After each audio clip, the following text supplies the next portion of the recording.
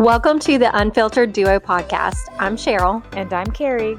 And this is how the unfiltered chaos makes sense. Hi, Cheryl. Hi, Carrie. How are you doing? Good. Good. How was your weekend or week? Because we're late this week. I know.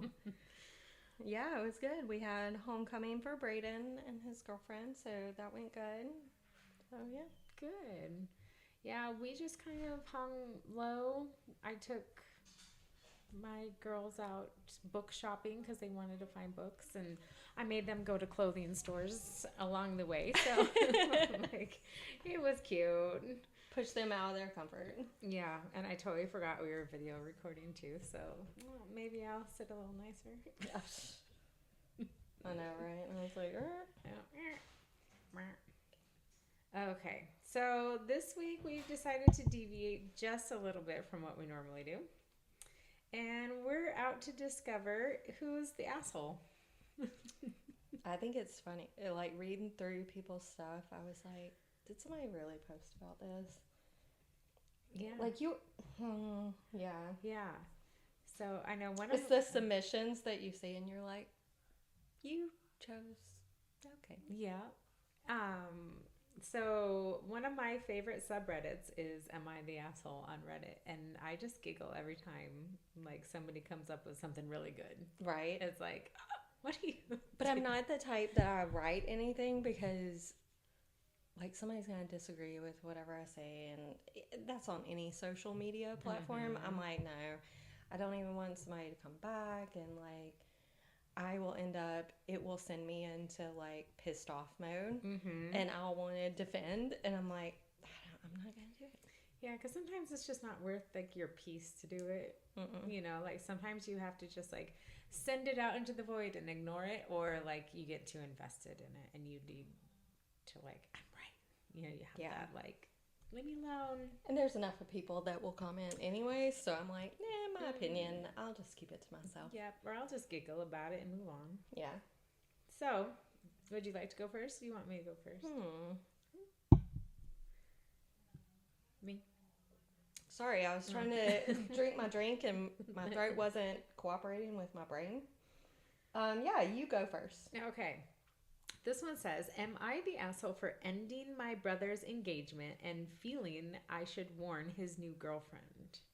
I know. It sounds like the sister's got some issues. I don't know. We'll decide. Maybe she doesn't have the issues. Maybe the brother it's girl code. Yeah. Maybe it's like, my brother's a fucking idiot, and I'm going to tell you before. Yeah. Okay, so we'll deep dive. Let's see what she writes. My younger brother, Carlos, 23, was in a 4-year relationship with his fiancée, Sophie, who was 24.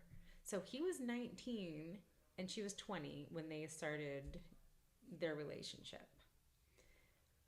Sister writes, I never liked her. They started dating in college right after he broke up with his high school girlfriend. I always suspected Sophie pushed for the breakup. Over time, my family also disliked her and her family, but kept it quiet. Sophie and I shared a hobby, horses. The difference was I could afford it and she couldn't. She often made passive-aggressive comments and insisted I give her my horses. Her family also regularly took advantage of ours. For example, inviting our family on trips and making Carlos and my family pay for it. When they got engaged, no one in the family knew. He planned it entirely with her family. My family was footing the majority of the wedding bills, and since I own a venue, she's 20. Oh, well, I don't know how old this is. This sounds like rich people problems. Yes. They were using the venue for free.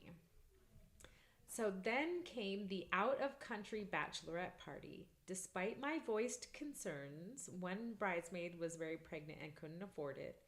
We still went to Iceland. We tried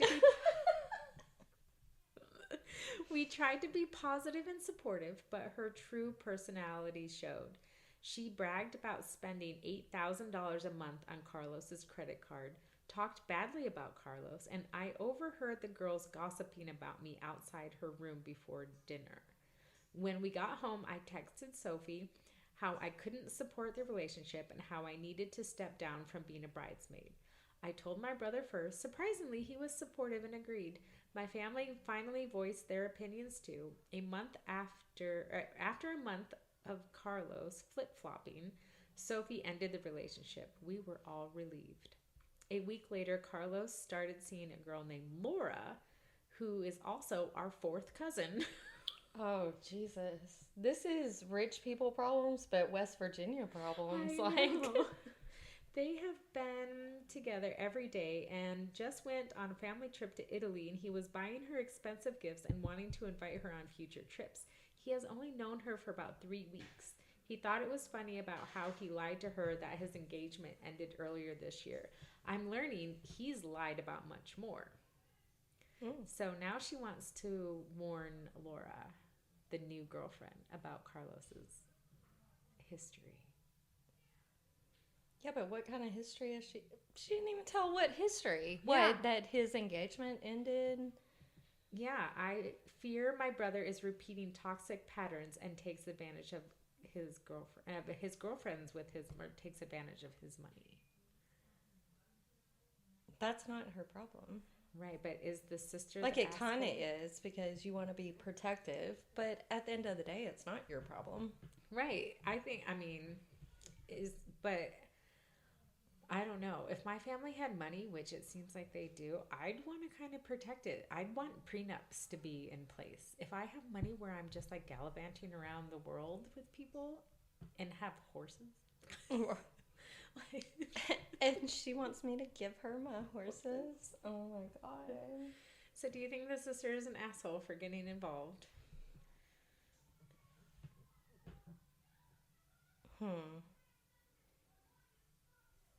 I need more information. Why? Other than the fact that she, the only thing that I got out of that, though, is he might have lied about how the previous relationship went down, which you should have your brother's back, and the past is the past, and however he wants to make that narrative, I wouldn't necessarily crush that. Yeah. But she's now meddling in the previous relationship. Well, I think the sister's meddling too much to begin with. Yeah. And if the prior relationship went all the way to the bachelorette party, you're only doing that, I would think, at the most a month before the ceremony. Yeah. Well, they had the venue for free, but that girl would have had her dress. Yeah, you already bridesmaids have would have catering, had- you already have all kinds of deposits, people have invitations, you have already planned a bachelorette party, all your friends, bachelorette parties, anybody that thinks that, oh, I'm so excited, I'm a bridesmaid. Let me tell you, you got, depending on the wedding, I've never known people that are rich that they foot my bill. Right. So I pay for my dress. I pay for, if it's a destination, I pay for, if it's not a destination, what all leads up to that? You know, Right. Who's going to throw a bridal shower? Who's going to do the bachelorette party? Who's going to pay for all that? I didn't come from money. So, normally it's the bridesmaids rallying together, and then you have some that are flaky, and Yeah. No, it's, so I feel like the first relationship, if she wanted to be an asshole, you should have spoke up. You and your family should have spoke up well before the bachelorette party. Yeah. They were together 4 years. Yeah. Yeah, so I think she's an asshole for waiting so long. Yeah. That's where the asshole comes into play. Mm-hmm. You should have said something well before. I get it. If people start dating in a quick engagement, you can't always speak up before that. So they didn't tell us the time. No, but 4 years of dating, let's say I'm the type of person, if I didn't get a good vibe, I probably wouldn't say something off the get-go. But a year, if they had been dating, Yeah. I'd be like, okay, all right. So obviously you're wanting to stay with her. Mm-hmm. And I would push my family if they didn't like her is what she said. Right. Like, we need to have a come to Jesus meeting and tell him our concerns. Yeah. At the end of the day, it's his life, and I would be supportive, but not without voicing my opinion first. Yeah. Especially like if you're inviting someone into your family. So yeah, you need to speak up well before things get that far. Yeah. Okay. But the new one, I think she's just being petty. Yeah. Like, that's too, it's only been 3 weeks. But also 3 weeks and then invites her on a trip to Italy. I don't think that's family trip. If it's couple trip, it's one thing. But invite her on a family trip to Italy, that's a little... Well, it depends. How old are they? Did she say? Early 20s. I couldn't say. Like, I have a 20-year-old. So if she wanted to invite a newest boyfriend, like, I wouldn't be totally opposed. If they're paying their own way, I don't know. Well, yeah, because I'm not rich. I don't feel like I could fit the bill for some random person. Okay. I think that she's being an asshole, and she needs to either decide to be proactive in helping him find his right person, or just shut the fuck up and go with it. Yeah. Okay. I like it. What do you think? No, I think so. She needs to speak up sooner. Yeah. But maybe she's trying to with this Laura person to speak up sooner now that she's learned a lesson. True. Now let it play out. Give it at least 3 to 6 months. Well, that's the reason why I said a year. Like, at that point, if the person has bad qualities, maybe they change, or maybe you misinterpreted. Yeah, get to know him. Okay, your turn. Mine is, am I the asshole because I won't tell my wife what my son, her stepson, has in savings from my late wife? Oh, okay. My wife, 40s, and I, 40s, have a blended family. I have a 16-year-old son with my late wife. My wife has a 13-year-old daughter and a 12-year-old son with her ex-husband. They share custody. We have a 4 and 2-year-old together. So that's dynamic. Okay. When my late wife was sick, she told me she wanted a percentage of the compensation she was issued for her medical misdiagnosis to go to our son's savings. She also had a second savings account she wanted to add to it. This was on top of what the two of us had saved for him before her illness. I honored her wishes and I continued saving for our son's future. This is a promise I made to my late wife that I have stood by. I also promised I would protect it and make sure it was only ever for him, nobody else. When my present wife and I started seriously dating, we talked about what saving would look like for our kids if and when we married. She knew I had always saved, as had my late wife. We didn't discuss how much either of us had saved for our existing kids, because they both had kids. Yeah. But we agreed to an amount every month that would be saved for all three, and this was talked about again when we had children together. Recently, there has been a lot of stress on my wife. Her ex has refused to discuss my stepkid's savings and if he pays anything or not. She also feels like we haven't been able to save enough every month like promised, because it was just one thing after another.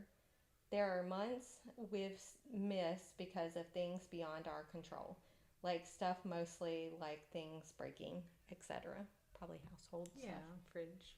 A few weeks ago, my wife told me we should put all the cards on the table and discuss what all 5 kids have and decide how we proceed with making sure everyone gets what they need for the future. I told her I would happily discuss what I have saved for my oldest, but I would not be discussing the money left by his mom. She pushed back on it and said all the money should be taken into consideration. I told her we don't know what all the money is. That's a lie. You know what the fucking money is. Okay, don't lie. I said our parents could be saving money for the kids' futures. Her ex could have money for my stepkids, which that is true. Mm-hmm. His parents could have money for my stepkids. We can't say for certainty what everyone will have at the end, and it's only fair to discuss what she and I have and can save. She told me it sounds like I don't trust her. I responded by asking why she wants to know this so badly.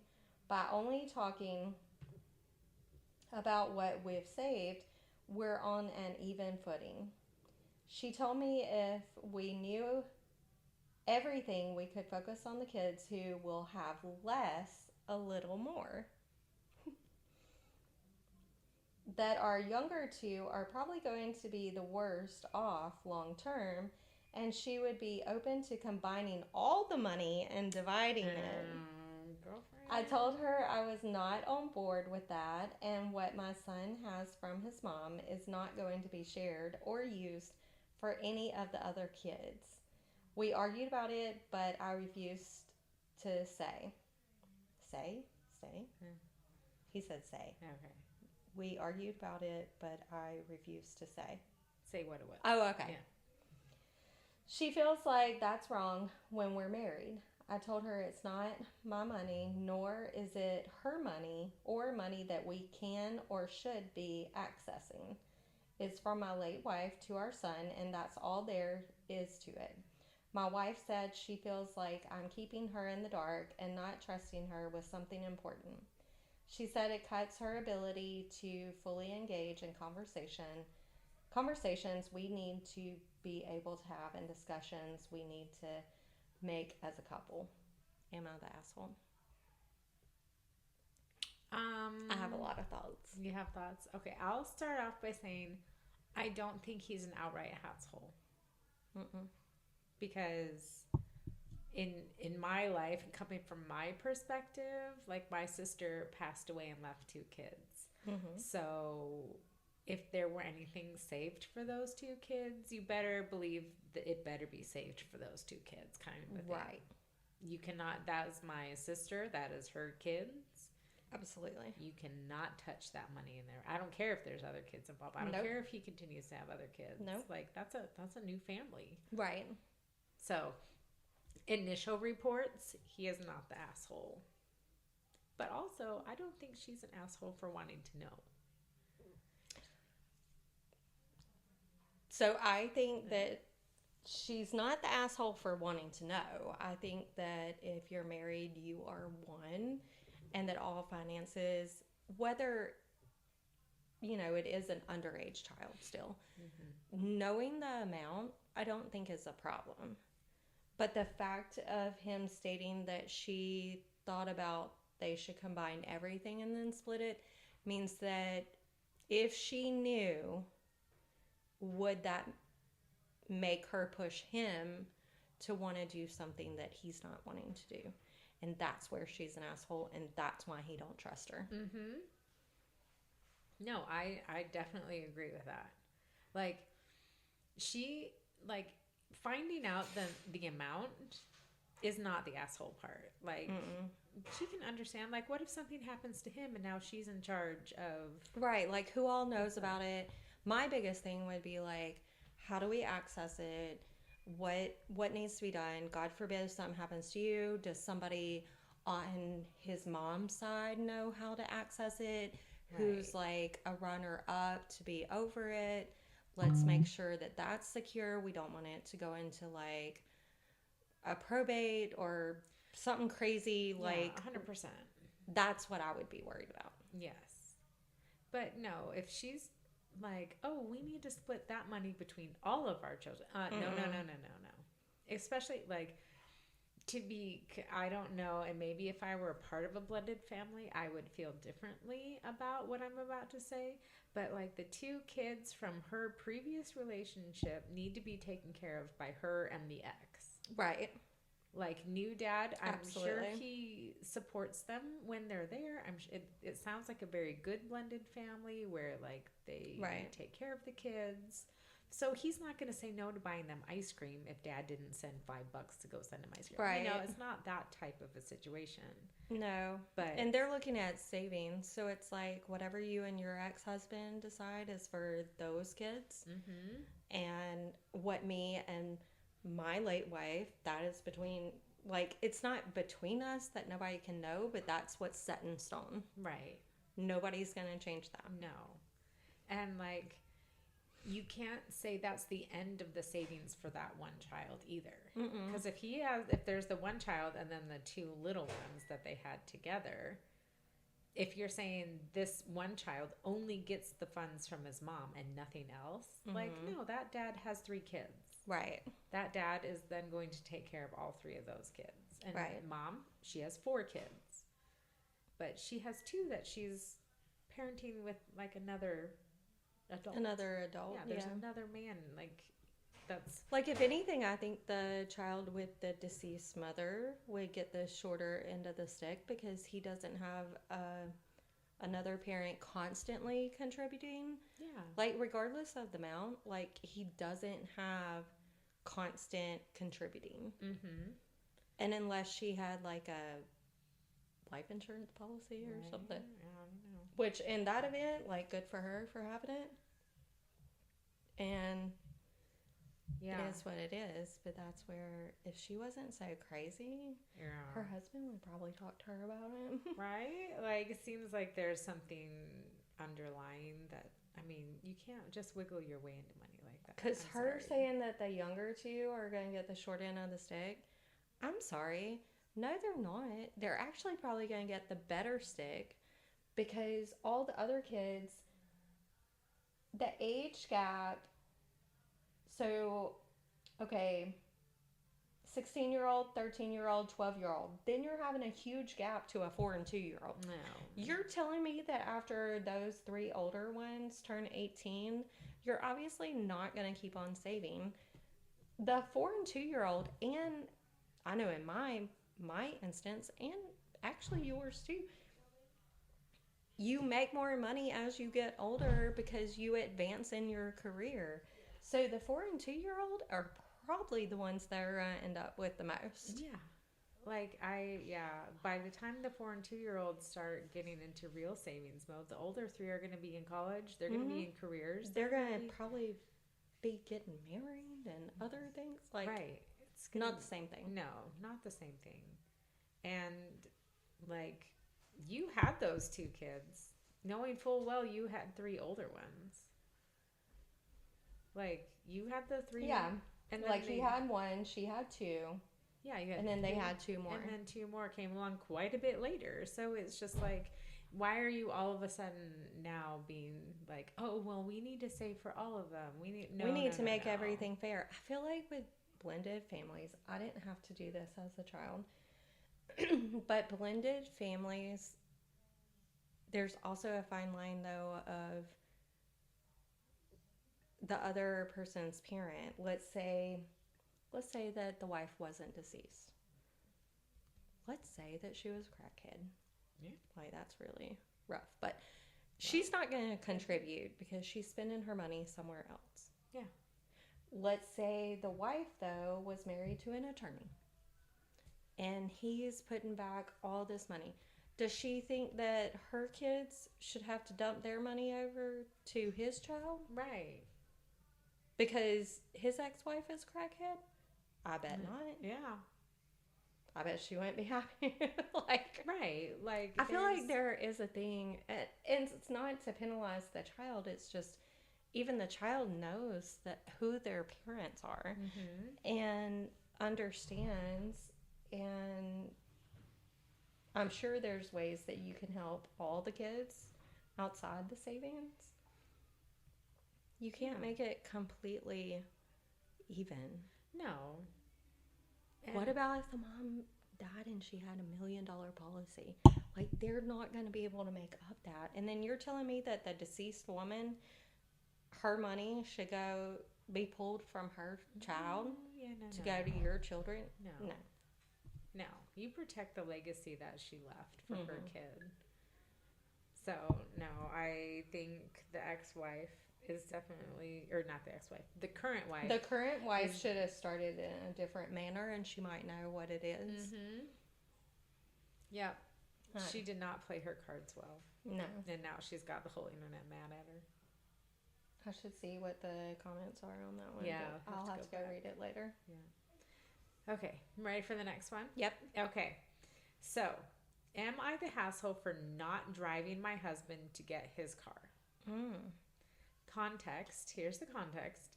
I have a 6-year-old and a 4-month-old. So the 6-year-old is from a previous relationship. Okay. So isn't with me all the time. Husband needed work done on his car and chose a shop 45 minutes from the house. He didn't tell me it was so far away, and I didn't think to ask because we usually do everything in town 20 minutes away. I helped him in the morning by driving there with him and driving him home. But I told him at night he'd need to figure something else out because I didn't think it was fair for my 6-year-old to sit in school all day and then be in the car for 2 hours round trip, like rush hour, like 45 minutes one way, 45 minutes back, rush hour. Especially because we aren't together all the time. My 4-month-old already went once with us in the morning, so he'd have to be in the car for 2 more hours. Plus, he screams his head off in the car. I don't think it's fair to my kids, and he's saying I simply don't want to do it. But if I had childcare, I'd 100% do it. So is she the asshole for not wanting to drive twice? I'm always going to say more context, but this is the context we get. So I know. Sorry.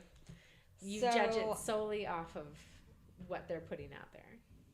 If you have first off, any communication about work being done on a vehicle, me and Scott discuss, and the location, because we also like to shop around and get second opinions or anything like that. I'm going to take and spin this. Where we live at, we have 2 airports. Dulles Airport is closer to us. Ronald Reagan is further. There has been times that I or him will have to get an Uber to take us to the airport or bring us home due to just like timing or preference. Like, I'm not just sitting at the house, you know, but it's like, how about Uber money? Yeah. If you don't have Uber money, though, that's the reason why I said context. Because if I don't have the money, and maybe we selected this place because it's cheaper, I don't think the kids riding in the car is a good excuse. No, I don't think so either. You can occupy them. The 6-month-old, I'm sorry, like, keep them up. And people say you can't keep babies awake. Yeah, you can. Yeah. Like, I would keep mine. I would move them. I would be talking to them. If I wanted them to sleep at a certain time, I would not let them get that nap until I was ready for them to pass out. And that's whenever you get in the car. Well, yeah, and like I come from the thing where it's just like, don't go out of your way. I'll come get you. Mm-hmm. You know, like I make the time and effort to take care of the people that I want to take care of. Yeah.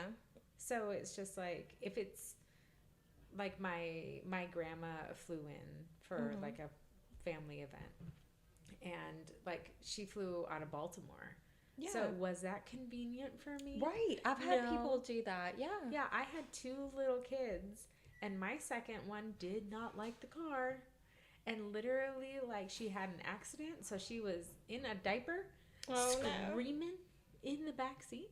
I always roll down the windows. Well, I know, but I'm like, Then I can't hear you as loud.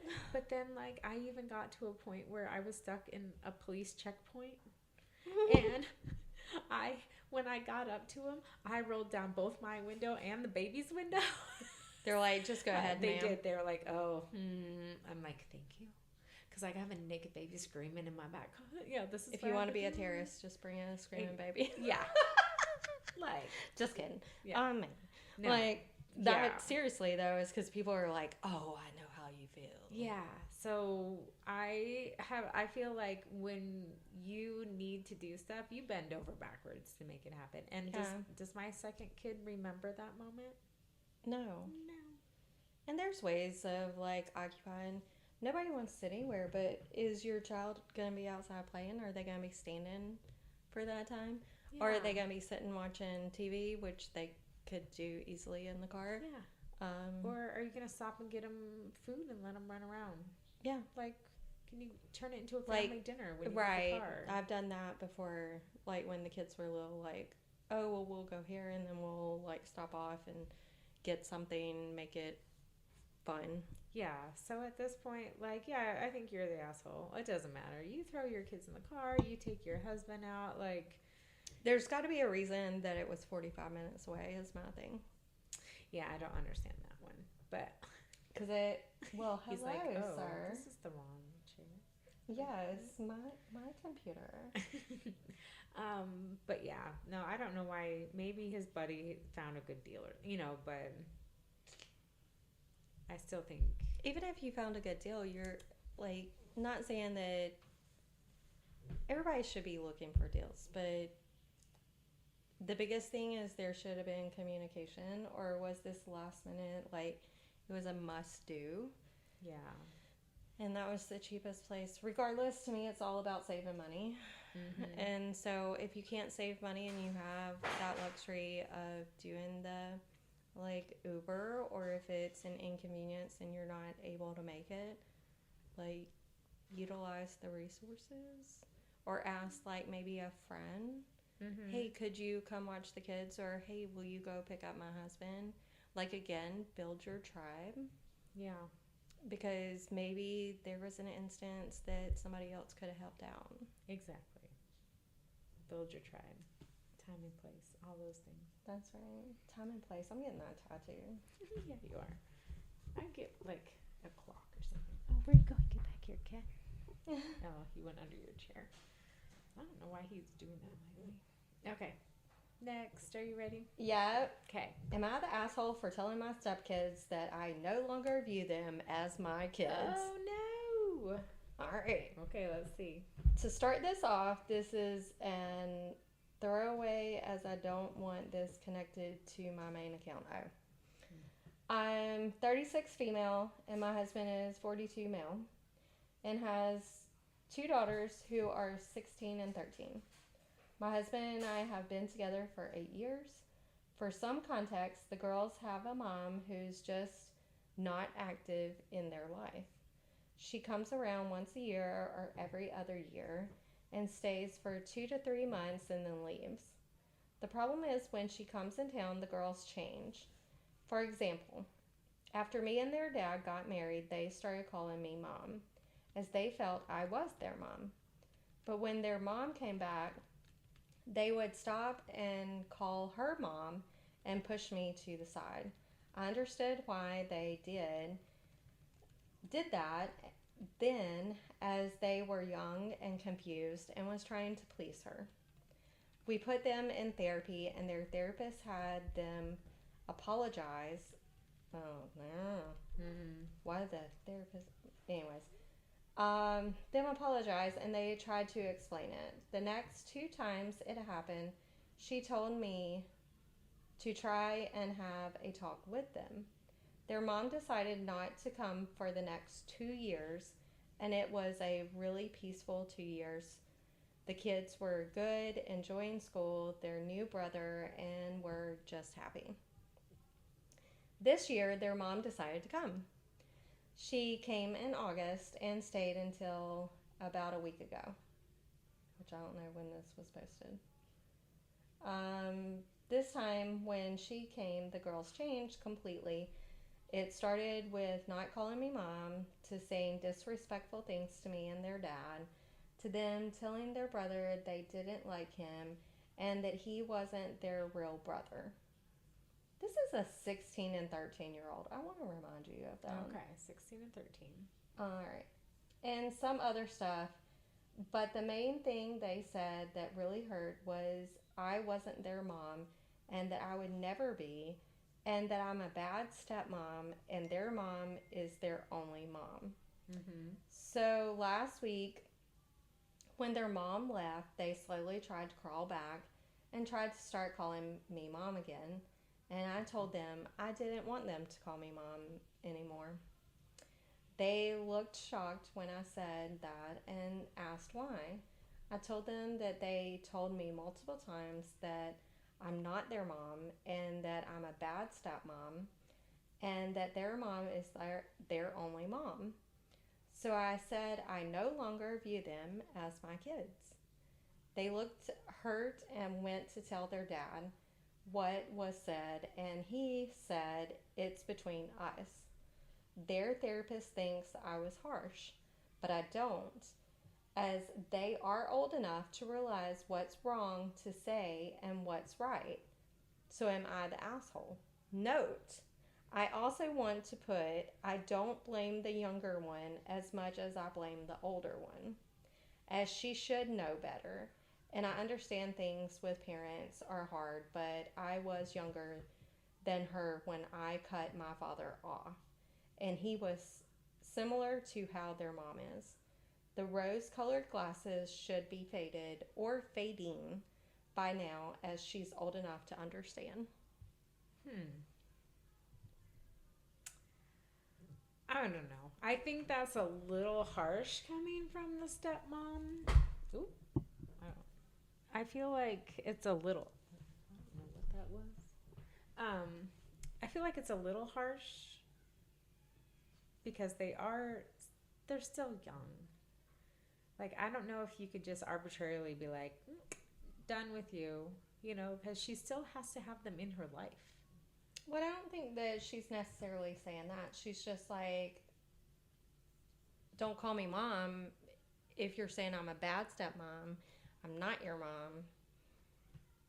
Don't now, because she's disappeared again, try to say, like she said, crawl back. Like, you're like, oh, please forgive me for my time while my mother was around.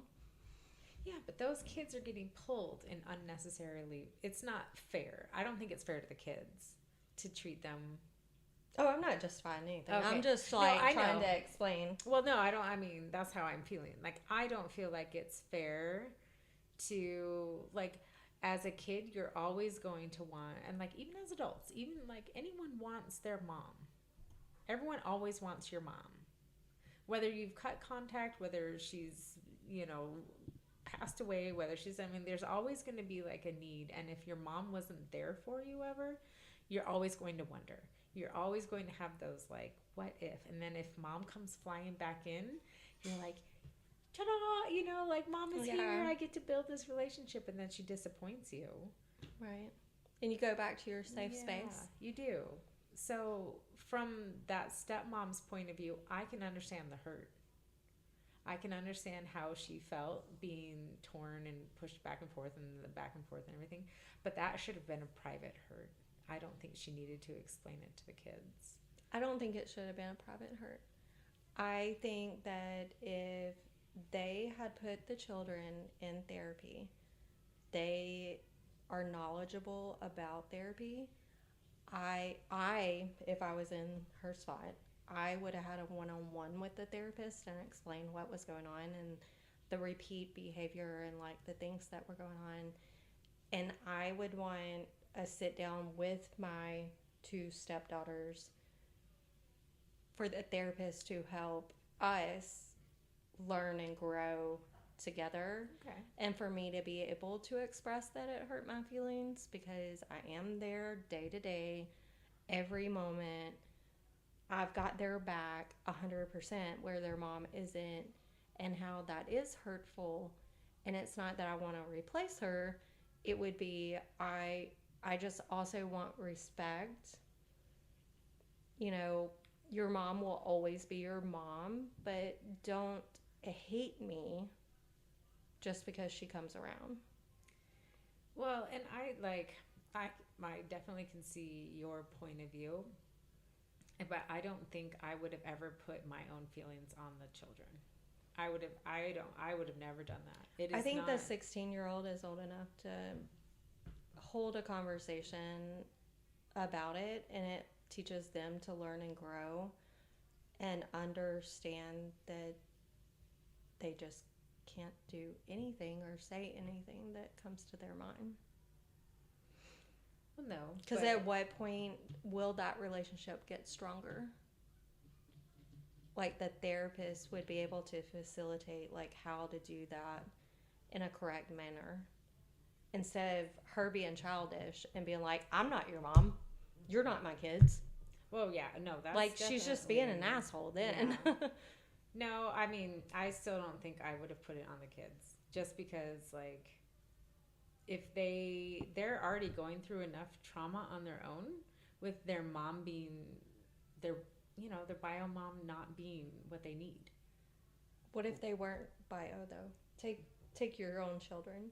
Yeah, but If you had a problem with them and they were completely dismissive of you, not calling, you know, Yeah, obviously you okay, wouldn't have yeah. the same situation, but if they're like, I don't have to listen to you, I don't love you, I hate you, like you would want that third party to kind of like, what are you going to do? Be like, okay, it's fine that you hate me. well, no, It doesn't matter how I feel. I'm just going to bury my feelings. but no, they're not ever responsible for my feelings. They're not. So I wouldn't put it on them to be like, you're not my kids, we're not doing this, like I wouldn't ever put my feelings as their responsibility. Like my I feelings don't think are my that's own. what I was getting at though. Okay. Of like they're bringing the therapist in wouldn't be putting it on them. It's helping them understand and how do we navigate our relationship as a stepmom and child. It's not to point out the child is wrong. No. It's just like, how do we navigate? Because I understand I'm not going to replace her. Right. But like, we do have to have a respect for each other because I am here 100% behind you. Right. I just don't think I would approach it with that. Like, I don't know. I would probably, if I was really in that, I would go to therapy myself. Yeah. But I don't know if I would necessarily feel like I had to have that big sit down conversation with them. As in, like, I would understand their feelings. I would understand how they're doing. But, like, I don't think my feelings necessarily, like, need to be in that whole situation. I just wouldn't. Behavior gets swept underneath the rug, though. No, I wouldn't. There's no reason. It is, because you're like, I'm going to talk about it with somebody. I'm not going to deal with it, though. No, but. And they're never going to know, so they're going to keep doing what they're doing. They wouldn't, though. They wouldn't? They do it every time. She just said that. No. Every time that she comes in town, like, they start acting this way, and then they go back to being, They're like, kids, loving. because they're kids. They are kids. Yeah, but they are never responsible for my feelings.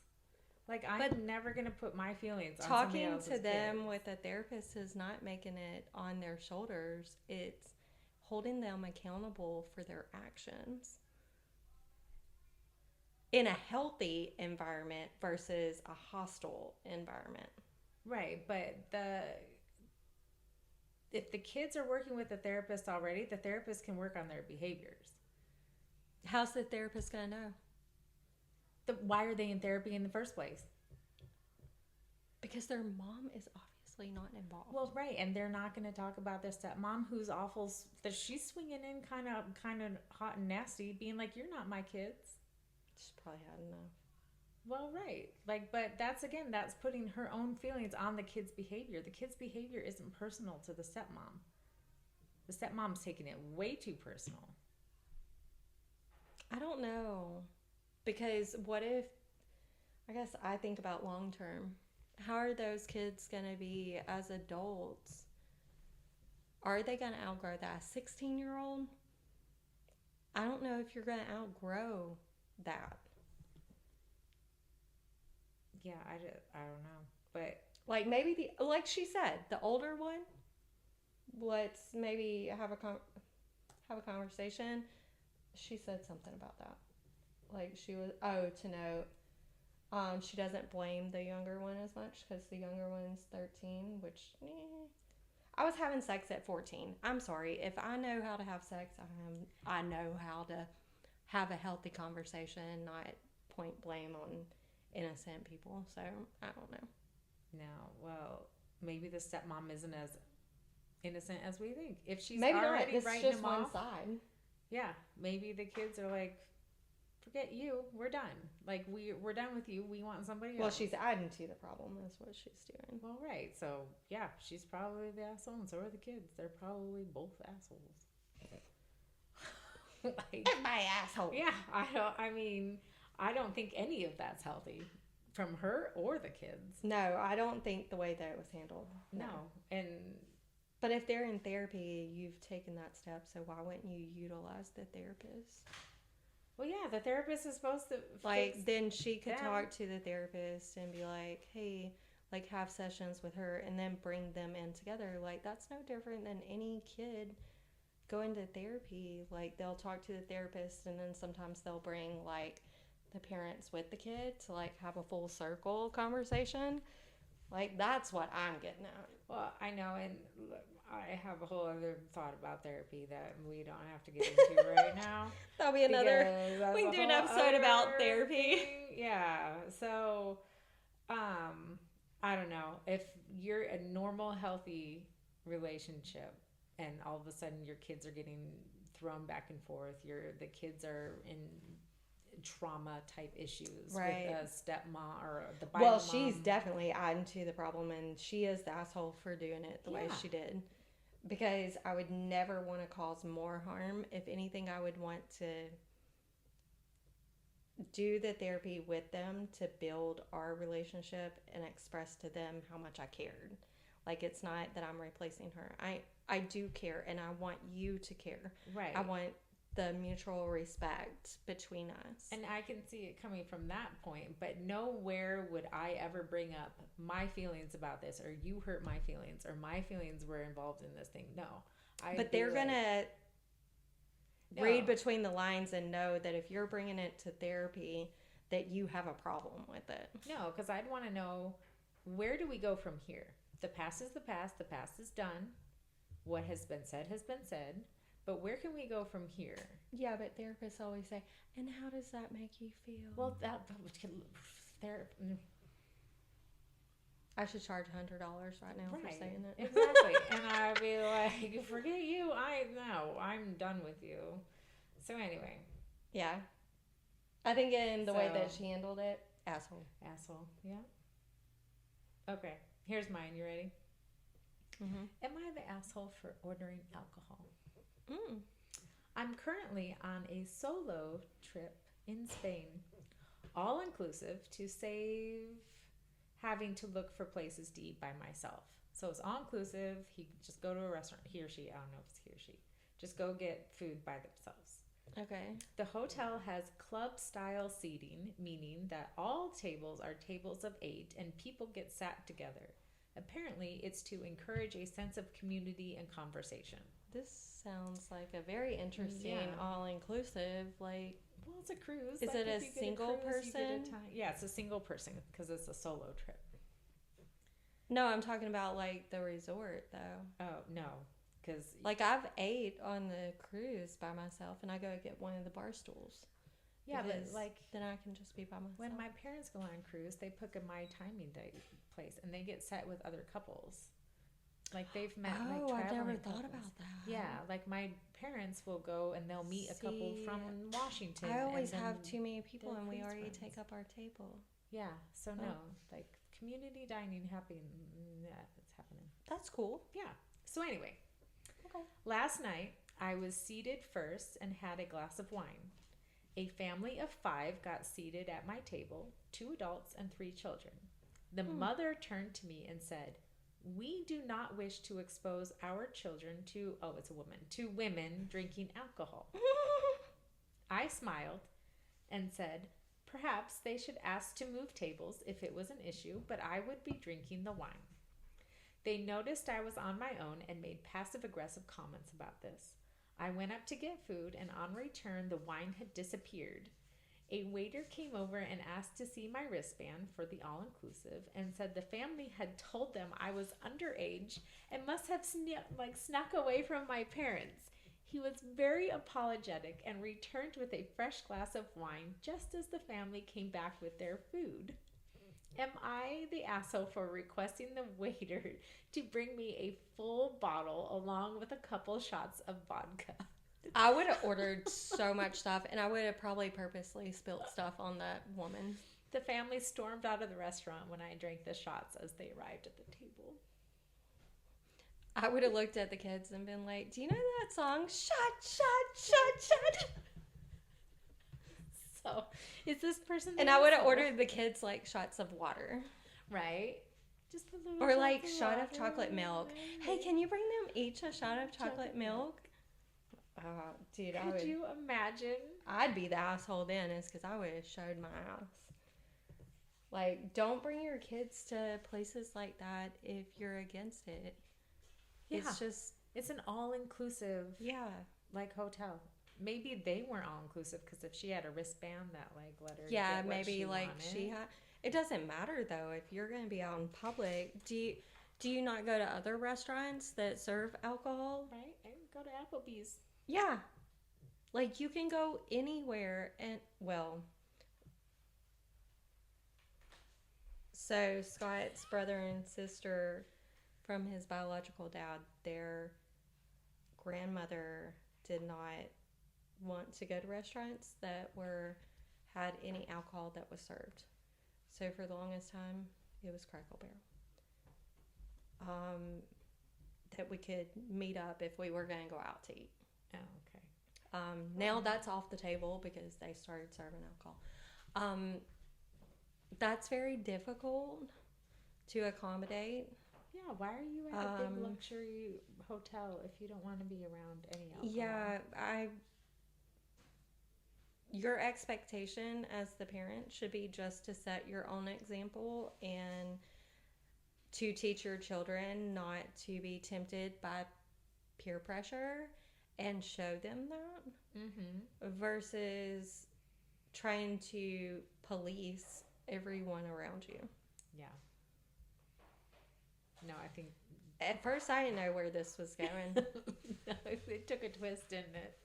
Why? Well, remember we went to the nail salon and I DoorDashed beer? Mm-hmm. See? I was like, maybe this is one of those things. Because those ladies, when that DoorDasher arrived, she was like... the eyeballs. They were like looking at us and... You know, they were speaking in a different language, and I was like, I don't know, but they ain't telling me no. Right? I don't think she's an asshole. No, I don't think she did a better job than I did. Yeah. Or I would have. Right. She just played it off nicely. Yeah. But yeah, I don't think she's the asshole at all. The families. That's hilarious. Yeah, the other families, definitely. Well, I like that. I like this. We'll have to do an episode every now and then of like, am I the asshole? Right. I think they're fun. They're fun to weigh in. Oh, definitely. Oh, and on that note, cheers. Thanks for tuning in to the Unfiltered Duo podcast. If you enjoyed today's episode, be sure to subscribe, leave a review, and share it with a friend who might enjoy it too. You can follow us on all social media platforms for updates, behind the scenes, and more content. Got questions, feedback, or a topic you'd love for us to cover? Reach out at unfilteredduopodcast@gmail.com. We'd love to hear from you. Until next time, stay curious, stay inspired, and keep listening.